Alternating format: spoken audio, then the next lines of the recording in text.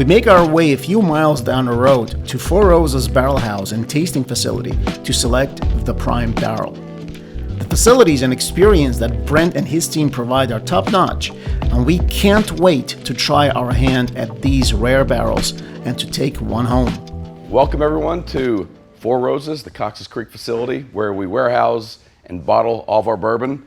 And of course, you guys have the honor today of selecting a very special barrel that you guys purchased at auction to benefit the flooding in eastern Kentucky last year. So first, I want to thank you all for that. That means a lot to us. Without your help and help from others like you, it'd be even more difficult to surmount these kinds of events and tragedies. So, a pleasure. I want to thank you again.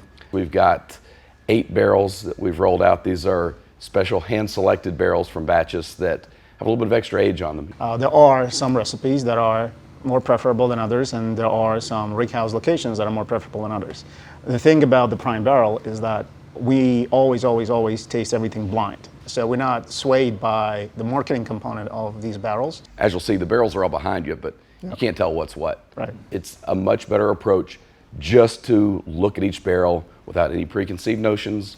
Just judge each barrel on its own merit. Yep. And with that, we are tasting not 1, not 2, but 10 unique and distinct barrels, one for each recipe/yeast combinations that Four Roses produces.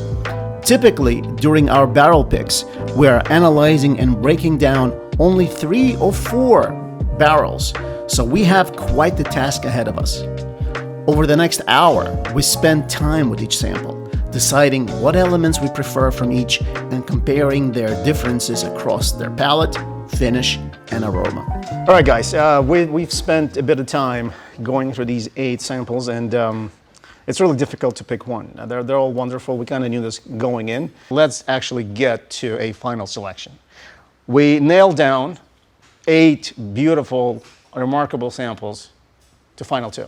So between the 2 that we liked, it's barrels 2 and 6. Barrel 2 is 16 years and 6 months old.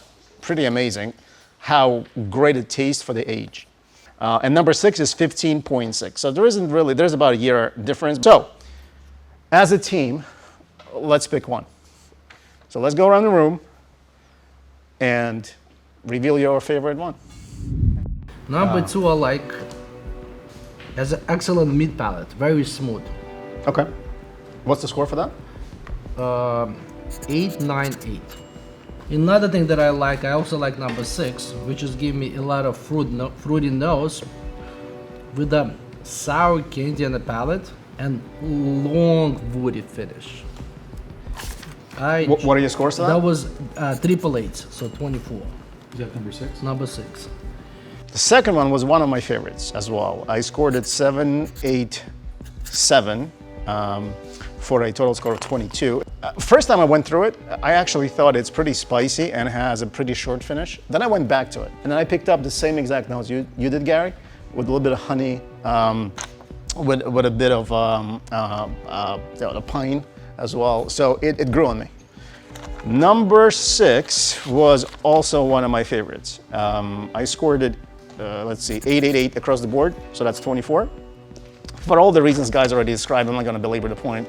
It feels like 6 so far is in a lead in terms of what we like. So 6 is my favorite as well, one of my favorites. Number 2, I was all over on the nose on this one because I had it a 7, then I had a 7.5. It has a dark molasses, sugary, and don't hate me, Brent, a Dr. Pepper smell, I call it. I'm going to give it a 7.5.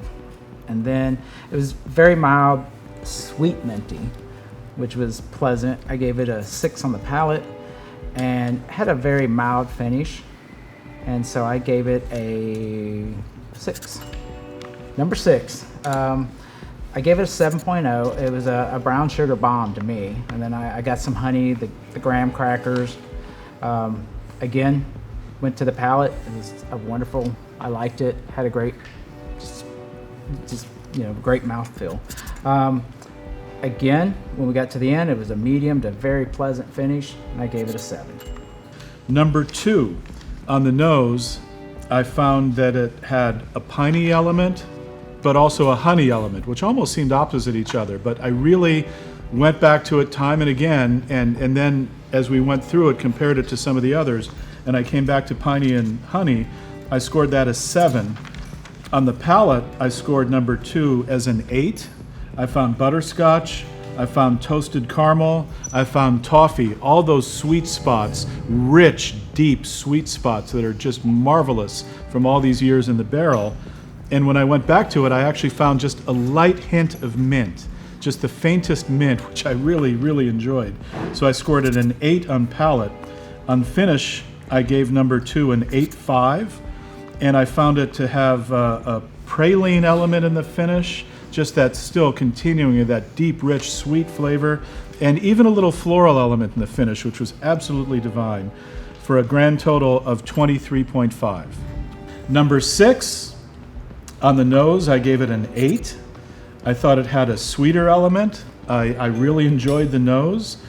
On the palate, I gave number 6 a 9, which I think is the highest I've ever given anything on the palate. It was smoky, a really nice smoke. I almost had a little concern, is it too much of a heavy char? And that's something in a discussion I'd love to hear other people's comments about sample number 6. Is it too much? But it was a smoky, heavy char.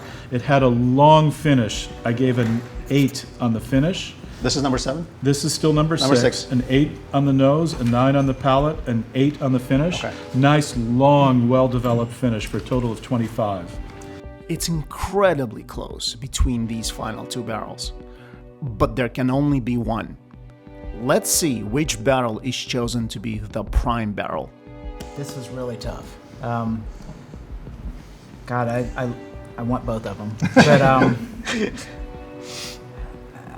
number 2 just has a little bit more than number 6, and it's my pick.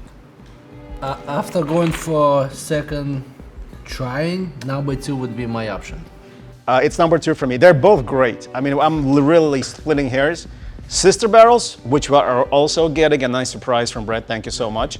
Kind of like solidified that opinion. Like both number 2 barrels are awesome, and that's my pick as well. So both are incredible barrels, and it is so razor thin. Both are exceptional representations of what Brett Elliott has produced here at Four Roses. But in the end, I would say that on nose, palate, and finish, my vote would also be for number 2.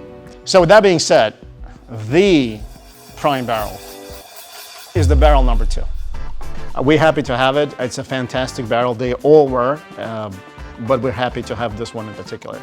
So guys, it's a fantastic year-old journey that concludes today. I thank you, and cheers. Cheers.